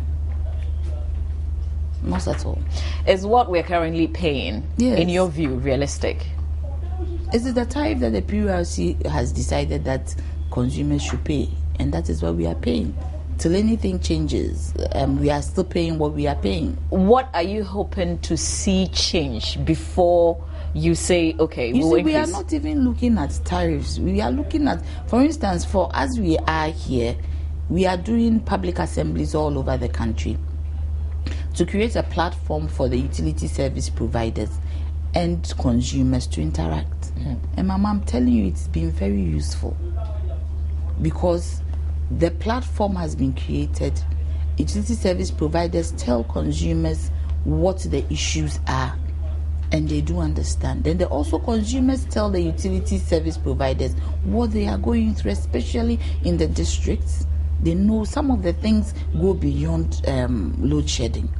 It has to do with the system itself, it has to do with billing, it has to do with meters, because all of a sudden, because of the load shedding, it's as if we've forgotten about the actual problems that are associated with the service. And it has been very useful. I'll give you an example. When we went to Kumasi, at the Prempeh Assembly Hall, we had over 1,000 people all over the Ashanti region, representatives of groups, the general public, and they were very agitated. You could see agitation. I understood them. Sometimes I get agitated myself. And when the people started talking, the utility service providers, and it got to the ECG, and we made a mistake, and we said that ECG should wait and we have a break. There was a whole rumpus in the hall. So we said, okay, ECG should go ahead. So ECG started telling them what the problems are, what the issues are. And by the time Dr. Asmati finished, there was calm. So then, you think if we all get to understand the difficulties, the challenges, then we'll, if you like, shut up? How we can even mitigate it, not even shut up. How do we mitigate it? The impact. It is very, very, very important. You see, that is what we are facing now. Mama, I am telling you, and I'm telling you now, from now till May, that the gas pipeline will be repaired, or it will come on stream. It has been repaired. I heard they are doing some test on it. Till May, that we get gas coming in with their complement of crude oil plants and all that, we will still face load shedding. So when will this be over? They said May. When would we stop talking about this? We will stop talking about load shedding. End in May or begin in May? No, the middle of May? They said first week in May. We'll stop talking about load shedding, but we'll not stop talking about maintenance. Lights off. Because after lights off, once there are problems, once a machine can go off, once a transformer will be overloaded, once a cable will blast, we will meet it. But the point is speedy response to fault. We learned a lesson during the election. During the election, we went on an intensive monitoring program to ensure that there are no lights off in the polling stations, because we knew that if there was light off anywhere when the votes were being counted, then that would be chaotic. So we ensured. But you see, what we noticed was that speedy response to fault was key. And it was one thing that was lacking. Because anytime you got to an area and there was a fault and we called the ECG, they quickly went and repaired it. All right. And it really, really helped. So speedy response to fault. But what is going on right now, everybody is overwhelmed with the load shedding and how to deal with the situation. So there are issues that we haven't really addressed now, because now our focus is on how to mitigate the impact of the load shedding, all of us together. Nanaya, I know that if I decide that, let's keep talking, we'll just keep talking.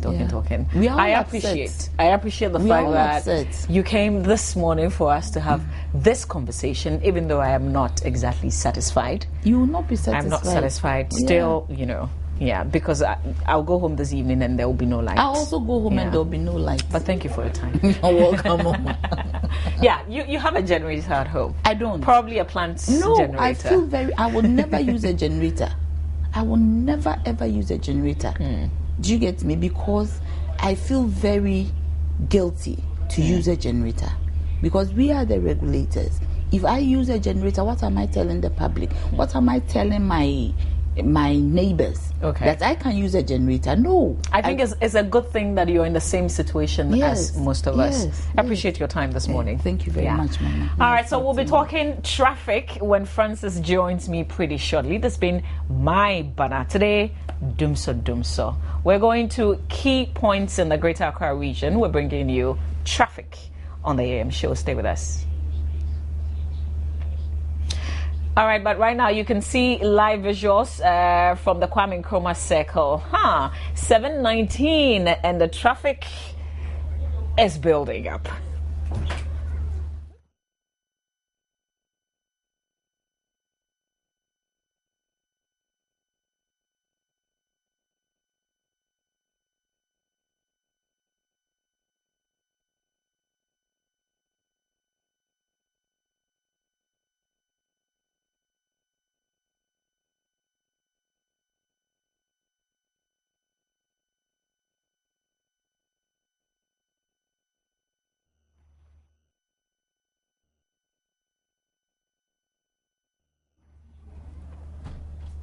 And so live pictures from the Kwame Nkrumah Circle. Traffic really building up this morning.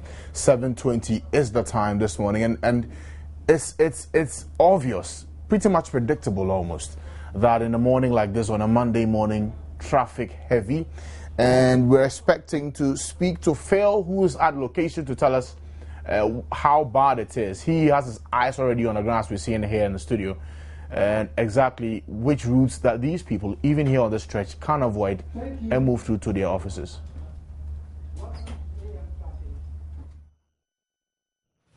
On your multi-TV. Is Ghana the only country where one can set off 2 hours early on a 30-minute journey and still be late for an appointment, and still be late for work, and still be late for a meeting? Roads, traffic jams,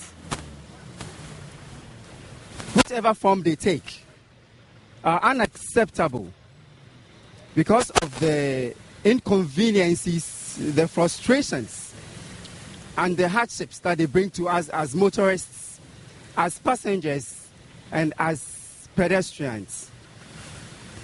AM Traffic is coming to you live from the New Times traffic lights close to Kwame Nkrumah Circle. This is the first stop of a series of stops that would bring to you around this capital. Today, it's like Monday morning. Everyone knows that the traffic is tight. It's quite different today. Is it because of the fact that people are aware that Monday mornings are tight? Have they found alternate routes? But yes, there's still some traffic, although not as tight as we usually would see on a Monday morning. The jam you see behind me has been like this for the past 1.5 hours. What do the passengers think? How are they feeling? What is the frustration of the motorists, the drivers? We'll be talking to some of them to find out how we can, if possible, manage the reduction of this traffic. AM traffic, first stop, New Times traffic light. We would find out from staff drivers, like I said, how they are feeling. This stretch of road, Ring Road West, is this tight in my view because Kwame Nkrumah Circle is already choked. A lot of vehicles come this way, and it is not easy getting to the runabout. Almost all the vehicles that come through Odoko, Akuman, Washington, and you name it, are coming through here. They're all heading towards Kwame Nkrumah Circle, and it hasn't been easy because one would ask, if we adhere to the traffic regulations, would it be better? Let's find out from somebody. Hello, sir. How are you? How long have you been in traffic? Maybe 3 hours, 30 minutes. 30 minutes. Where are you coming from? Is it always like this? No. Is this better or this is more than you expected? More than expected. More than you expected. But this Monday morning, I've been here a number of times, and it's sometimes tighter than this. Sometimes it's good. Sometimes it's very bad. Well, this driver says sometimes it's good, sometimes it is very, very bad. Now, as a passenger on a vehicle, you are on your way to work. Can we talk? And you're on your way to work. You've been in traffic for a very, very long time. Master, how long have you been in this traffic? About 15 minutes now. 15 minutes. Where are you coming from? Do you pass this way every day? Yeah. And it's always like this? Yeah. Okay. And how's the feeling? Are you frustrated? You wish you could get to where you're going earlier? Yeah, but every day this is the way I'll be facing it. Every time I come around. Every time you pass here, this is how you... Okay. Saturday morning, the same thing. What do you think should be done? How can we get this better?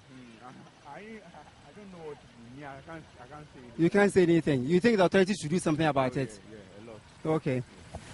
Thank you. We are AM traffic, and we are still talking to some motorists and some passengers on the way.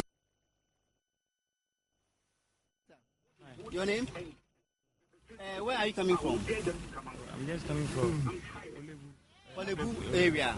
Okay, how long have you been in traffic? I'm sure you'll be late to where you're going. Is it always like this? Oh, okay. Thank you for talking to us. So, Phil, with that live update from the Kwame Nkrumah Circle, quite a bit of a technical challenge there. We apologize for that. But clearly, this morning, on a Monday morning like this, the traffic is thick, but it's steadily moving along pretty well. Now, some of your messages are already coming through. This one from Hazel Ampon says the traffic situation at Teshi is very hectic. It starts exactly at 6:30 a.m. and gets most workers late to work. I can understand that. One can tell specifically what causes the traffic. What can you do about it, AM? Well, we'll find out exactly what's wrong with that, and then we'll give you the proper response and answer that you do need. But stay with us, because we'll be giving you more about how bad the traffic is in the capital, Accra.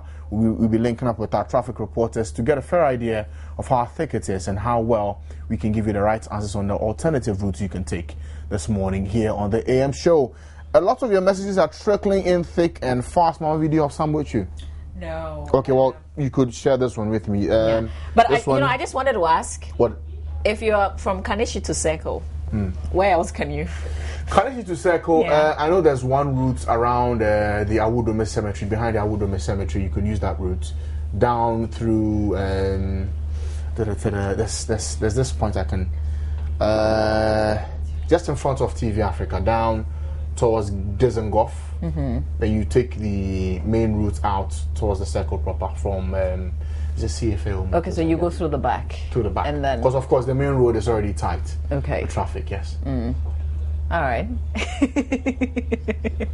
So an aerial map of the Kwame Nkrumah Circle on your screens right now. Circle right now. Quite a huge lots of options for people, but I'm sure the traffic does not build up at this point. It builds up from the main roads on the sides, from Achimota towards the Circle, from Awudome towards the Circle, from Accra Central to the Kwame Nkrumah Circle, and then from Ring Road Central coming through to the Kwame Nkrumah Circle. Pretty difficult in the morning, on a Monday morning especially. People traveling, coming back here in the morning.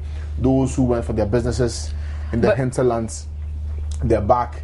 It's tough, but I'm guessing... You know, Francis, sometimes it's good to stick to the main road. You sure? Experience has taught you that, isn't it? Yeah. Sometimes it's just good to just stay put. Stay sometimes there. It's tough, really. Get some breakfasts. But when you have a deadline to meet, is it that easy? Listen, sometimes there's nothing you can do. Just call your boss. You know what? I messed up. I'm in traffic. I'm sure not too many people will agree with you on that one. I'm not too sure. I'm not too sure. Yeah. But you're talking about messages? Yes, a lot of them are in. A lot of them are coming through thick and fast. This one is actually for you. It says, Mama V, good morning. Good morning. Well, there's no... This one is from Idris Tanko Mustafa, quite a pretty fan of yours. Says, there's no need for we the consumers to inform. I'm sure this is on the back of the interview you had. It says there's no need for we the consumers to inform the PRC the humiliation we are facing. Why should I pay for a service which doesn't satisfy my needs? PRC, please, we need action, not sweet talks. Earlier on he says, what a day to give birth to a new baby. She came to this world with a multi-TV crew, and I'm glad to witness her outdooring. AM show, you're welcome. Thanks for giving us this. Was it about me or the AM show? Us, the AM show. The earlier one was for you, but the second one is on the show. This one says, you guys are just too much. Well, we can't settle for less now, can we? Well, okay, quite a number of them here. Some are advertisements, unfortunately. This one says, no lights, no gas, no water. Oh God, have mercy. Na wahala. Can I agree with you? Then this one is from Holy at in Tunkumso. I don't want to mess that one up. You might want to read this one. Okay. I am Frimpong John, and I'm okay. So in Kuntumso is in Kumasi. You guys are welcome. I watch the AM show every morning before I go to teach. Oh, I will watch the AM show every morning before I go to teach. Thank you so much. We hope that you humiliate. Give me a reason to wake up in the morning that early to join us. This is the AM show, and I'm sure you know by now it is worth waking up for. We'll take a break. When we come back, my community, stay with us.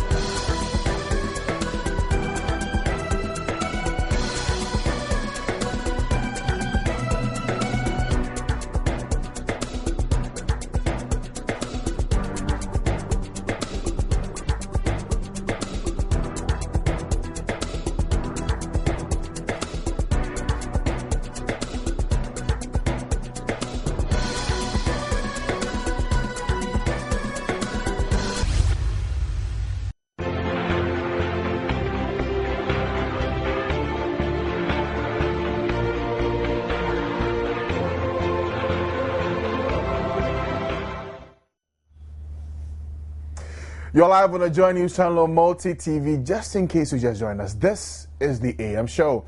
We're now moving on to my community. Mama V, where exactly are we going today? Otsinibi. Today, we'll bring you the very first episode of our feature series, My Community.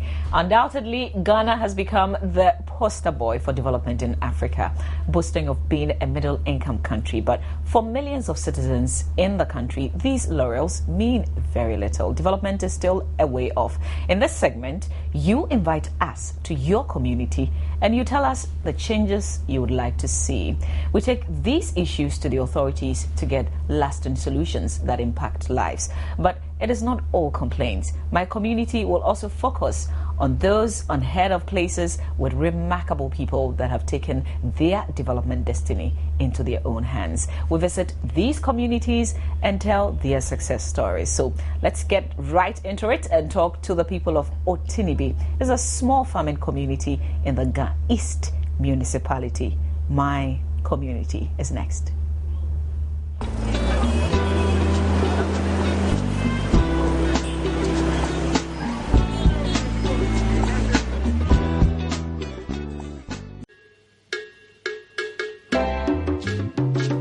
Welcome to Otinibi, My Community. This is an idyllic place that reminds you of the quieter times. It is free from the bustle of the city. It is just 10 minutes drive away from the Adenta barrier.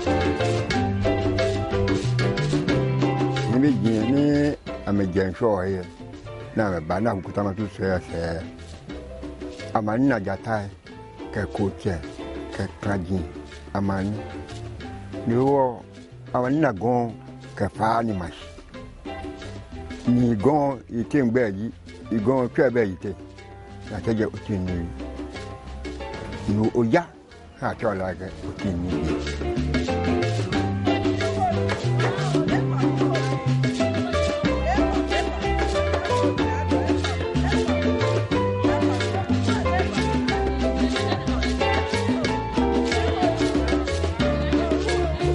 Otinibi is not without challenges. Wana ba titri ni yo maneme wa ni ba wana waji toilet no ni je no education abuna no ni je te no. But today our focus is on teenage pregnancy and education. You start from class 1 with 20 children, and they end up, the girls, right? And they end up in Form 3 with the number of maybe 6. The rest may drop out of maybe pregnancy or out of funds. I may ask you about force. Now, I may ask you, cut the school and a share economic among 10 o'clock, 11 o'clock, and you see children of school going age outside, dancing a zonto. Can't get here with me. I feel good, I feel more, my meaning. Ne become be I'm a bone, Nagani of him. One, hey, low much like can you be no more tattoo? No, a pa or qua. Femo no bon tet a bon tet to a man me a ha become be tet to end in a ham she got a yap or ya no bear I'm a pasco I ask you or femo ya tell. All right, I've been schooling here for 3 years now, and I'm hearing that people are getting pregnancy in different schools. But in Otinibi here, every year I'm been hearing about it. Some people do abortion and they came back. Some too, they have to left. Most of them, they are staying with people. So if they get pregnant, they have to drop up from school and leave. Some people too, they will drop up and go and be in the house and deliver. Some to the right with it. Some of the parents, due to financial problems, send their children to go out for money. Due to this, the children may get deceived by men who give them money all over, get them pregnant. The cause of the dropouts is normally peer influence and that leads to pregnancy and other things. And then lack of parent support and broken homes. There was a child who decided not to go to school on Monday because the mother is not educated and he or she has nobody to support him to solve his own problems. And so he will not go to school. He told the mother, Friday, Saturday, he told the mother he had problems. Then Sunday, he said, I'm sick, I won't go to school. But we realized that it isn't so. It's because he's not been able to do the homework. So he decided not to go to school. And so we think that some of the teachers should be with us within their community to assist the children after school. They should assist the children, handle their homeworks, encourage them so that they will not go to dance azonto, they will not go to pojemo, and those things.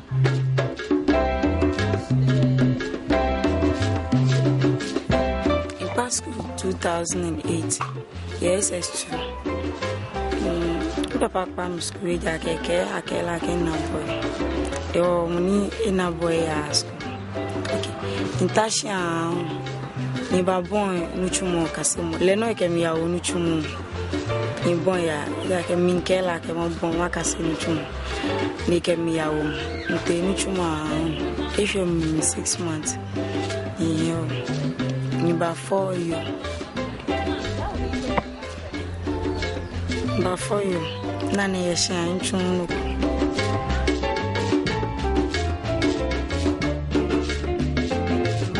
Whatever the reason may be, a productive generation could be lost, with dependents giving birth to dependents. This could be a recipe for poverty.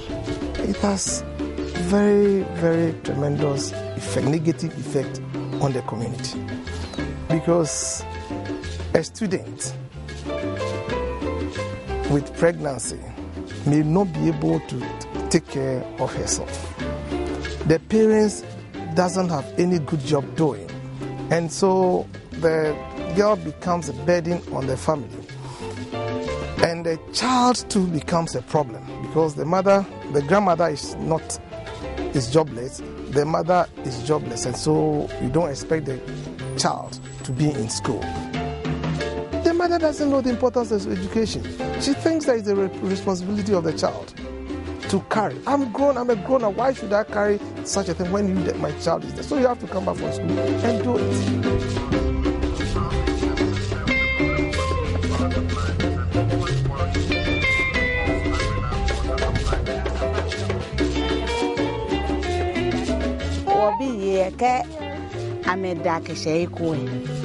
Ni amebaya chwase watu amakashi ko na to 12 years to 15 years ko baya chwase oba se ne ke wa fe ne ke ha o kanu hu shinamo kanu bo ma se ni nu ento woni e ka ba na no ko fe mo beni oba o kanu e ba start no ko fe mo ajaka wo yu watu amaka ko fe ne ke oba ngo ko kala nwie ebubu bo mami o akashi owo no me la nwe jepo le kan yin pete gbogbo e o ba chala nko te yo mo podan je ba jabo belesu no bi no ba na awole wa ja ka leko he kolamo.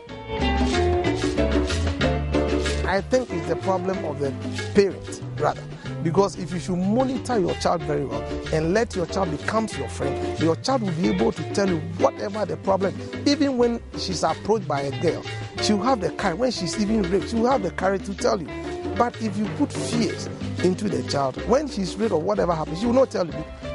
Without education and skill, how can these young mothers who are constantly tempted away from the back-aching job of farming to the glittering lights of the city cater for themselves, let alone make significant contributions to society?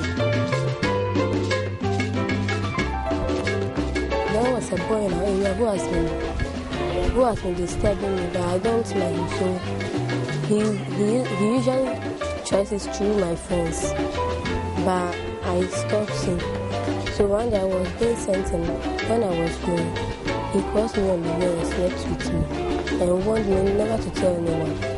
So I was also afraid when I went to him. I didn't tell my parents.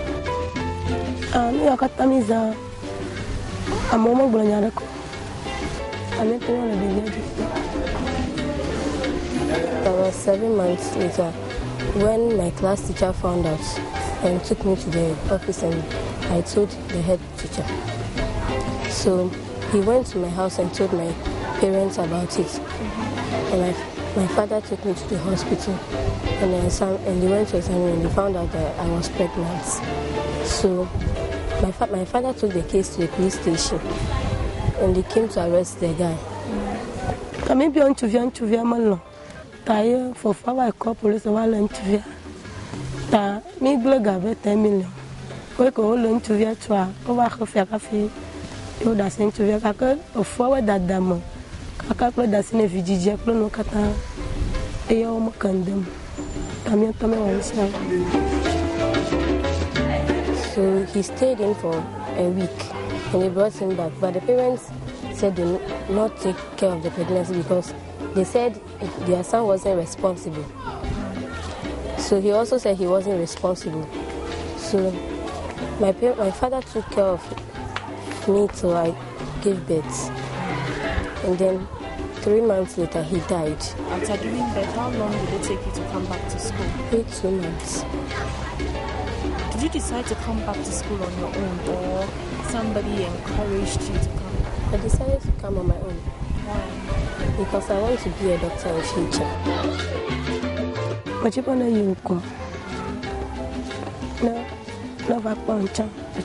If we want to solve the problem, we should rather pick the mother and advise the mother to go back to school. It's the Abahi Day Center Foundation, and it's a foundation for children that can't afford to go to the government schooling. So it's charity run and sponsored by other community members and previous volunteers. And it just provides school for the day and a lunch.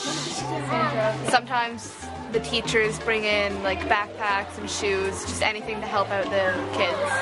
Right now we have 18 students enrolled, but attendance varies. Some days we only have 6. Today we have 17. It is time our big men go down and get to the problem itself, study the problem and find the best way to solve it. Most teenage girls in Otinibi would prefer to clad themselves in white and host the biggest Kojimo ceremony. Education is far from their mind. Are we failing in our campaign against teenage pregnancy?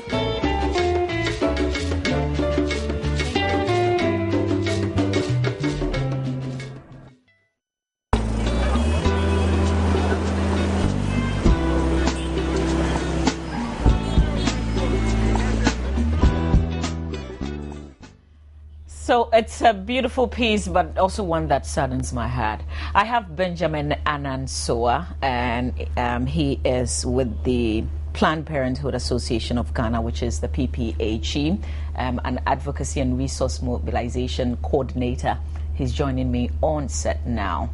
But he would hopefully give us answers to the concluding question, which was posed by my colleague there, Francisca De Souza. Welcome to the program. Thank you. Thank you very much. The point is, and Francisca did mention that, but I want to direct it to you. Okay. Are you failing in your campaign to prevent teenage pregnancy? I wouldn't say we are failing. We are doing our best. We can only do so much, but I don't think we are failing because the communities we work in, we are seeing some progress, some result in terms of the opportunity we have to use what we call peer education. Young people listen to their peers, basically. That's what research has shown.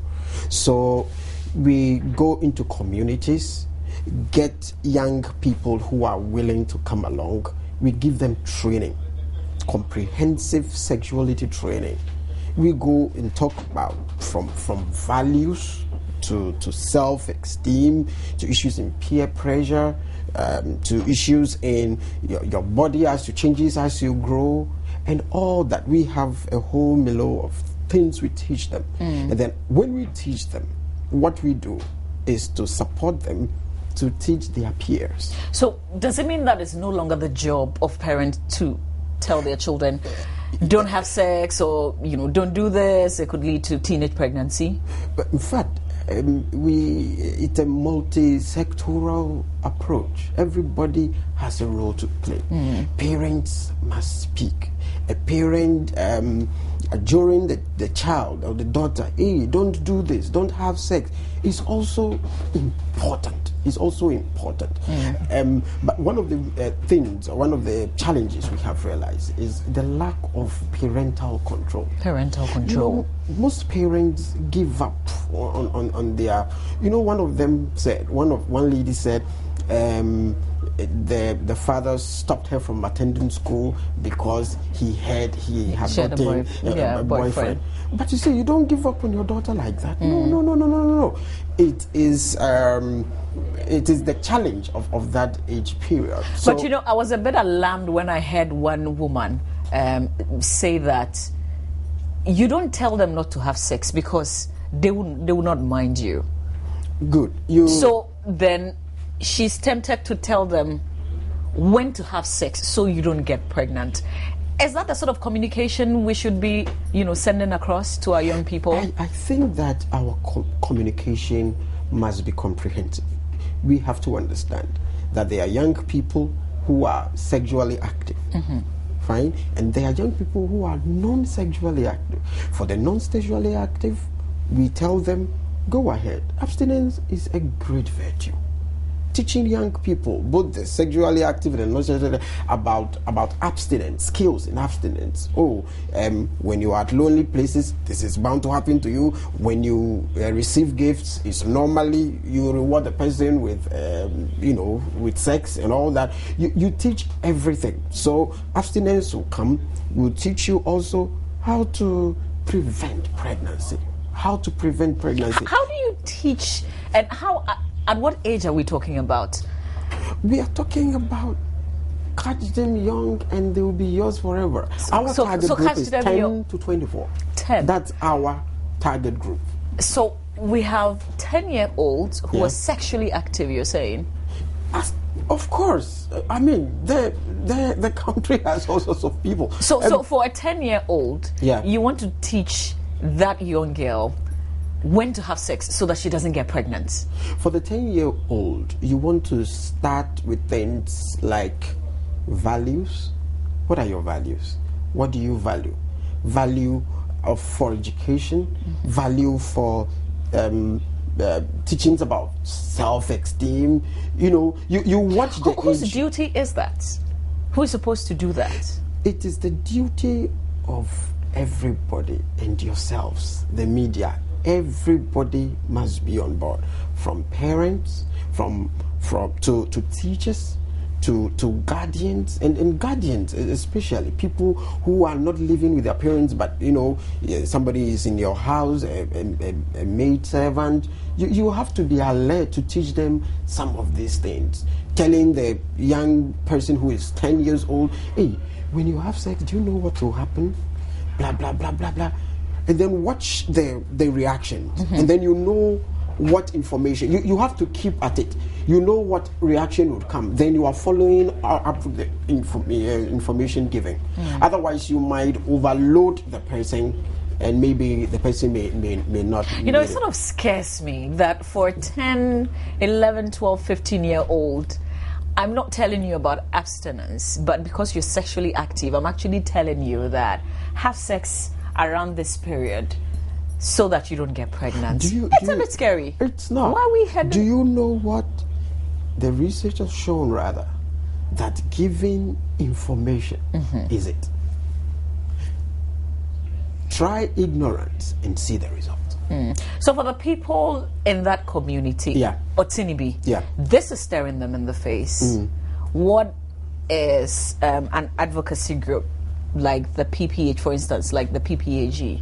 What would you be doing for this particular community? A community like this, when we go into this community, what we can do is to, you can see there are a lot of school-going people. We have in-school services, and we have out-of-school education. So we target them. The school going are captive, so captive group. You can go there and give them education, sexual and reproductive health education. You can select peer educators, and then the peer educators will be working in the school. You can bring the teachers on board, educate them how to go about sexual reproductive health information sharing.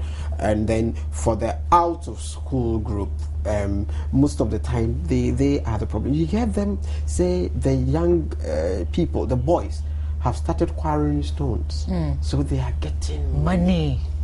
So they now have control. They can be able to pick girls and sponsor them.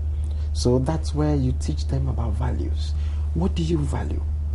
Your education to be independent eventually, or a boy to exploit you sexually but would also support you. Teach them about values. See, young people are such that immediately their value system are always shaky. So the more you place value on that which is important, they tend to be in line. If that information goes down, then they tend to go in the wrong direction. So you always have to keep the value things. And then issues about self-esteem, how girls feel they need guys to validate them, to tell them they are beautiful. Fine, but you see, not at the expense of your education or your sexuality being exploited. No. PPAG has not captured Otinibi yet. Yeah. You've seen this video. You've heard about the story. Yeah. Yeah. Do you intend going there to help?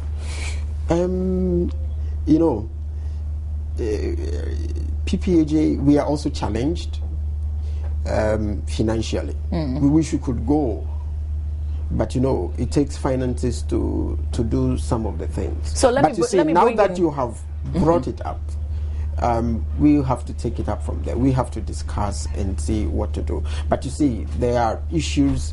We are challenged by dwindling funding.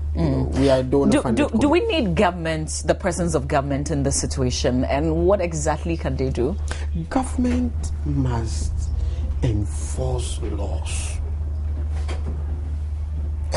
Child labor. Children are working and they are making money and exploiting girls. But parents also make the excuse that, okay, we're still sending them to school, but if they don't support us, there's no way we can live. You see, a child is still against the Constitution. Children must not work. One of the things we have to realize is that it should go in tandem with parental control. If a child must bring in some money, not at the expense of his education, for example, not at the expense of his eventual independence to grow into that is the thing. I think that government must enforce laws. This stone quarry, even if you go into it, it must not be done. When you go investigate it, what is government? Government must do it. Government must enforce laws. And then secondly, men are exploiting girls day in, day out. What can we do? Arrest them, punish them, whether or not pregnancy occurs. Enforce the law. What kind of punishment would teach a young man that hard lesson, not to go back to lure a girl, have sex with her, get her pregnant? In fact, the DOFSO, about DOFSO? DOFSO is doing so much. But you see, putting somebody in jail, and publicizing those things is enough to keep the campaign going. For example, putting somebody in jail for 6 months, even 1 year, it's enough to send the signal home, whether or not pregnancy occurs. When you exploit a girl, it's punishable. You exploit a minor, you must be punished. That's it. Is there a situation where the girls are also exploiting the boys? Is that a common situation? Because teenagers are teenagers. No, normally not. Normally not. Okay. Girls, you see, how many times you see a hen chasing a cock in the guys, we are the aggressors. We are the ones who go to fight. We are the girls normally wait. So it's more from the men's side to the girls. Normally it happens. I'm not disputing that fact. It happens, but not as rampant. You know, personally, I know that PPAG is doing such a great job. It is my hope that sometime soon you step in the situation of you go to a Tinibi and help them out with this situation. It's really, really important. I pray that you're able to do that. But I want to say thank you for your time this morning. Thank you so much for joining us on the AM show. And Francis is coming up shortly with AM Talk. It's still the AM show is worth waking up for. Stay with us.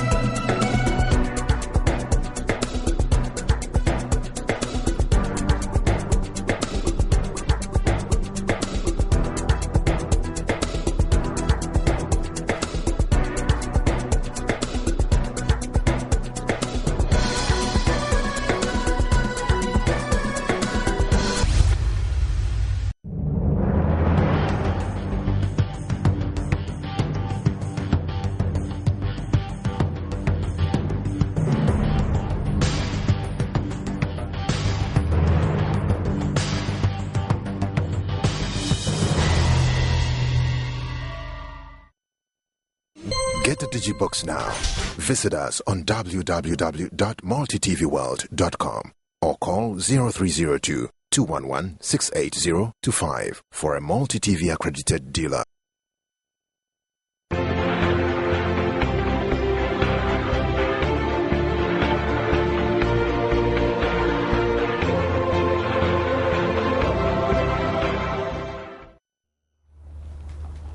You're live on the Joy News channel on Multi TV. This is the AM show. It's now time to talk about the topical issues in the newspapers this morning. This is the AM Talk. We'll be talking about 3 issues this morning. First, this weekend has not been a good one for an obvious reason. There have been lots of accidents starting Friday through Saturday and then on Sunday. There was an issue of someone burning up the lava, setting the lava ablaze. There was also talk of a gory accident at Apam. 11 were killed on the Winneba Accra Road, Winneba Apam Road, I beg your pardon. This is raising concerns about how well are we dealing with road accidents in the country these days. Is it about drivers being reckless? Are we not taking our maintenance culture too seriously? Or what really is the problem? What should we be doing about it? Then we'll be taking a look at what has been in the headlines for quite some time now, but it's still on. The massive corruption at the National Youth Employment Program, NYEP. It's been on, the scandal has been talked about for quite some time. I want to find out what should we be doing with such a program that was meant to help the youth to better equip themselves for the future is now turning into a haven for corruption. We'll be delving into that issue. And then lastly, there's a new report out by the Crusading Guide this morning about the EC tallying result sheets again. That's according to a memo that the Crusading Guide grabbed over the weekend. We'll be looking at that story to find out the truth in it and what could be done? Does this have any implications for the election petition before the Supreme Court? We'll be delving into that shortly. I'll be introducing you to my guest pretty shortly here on the AM Talk.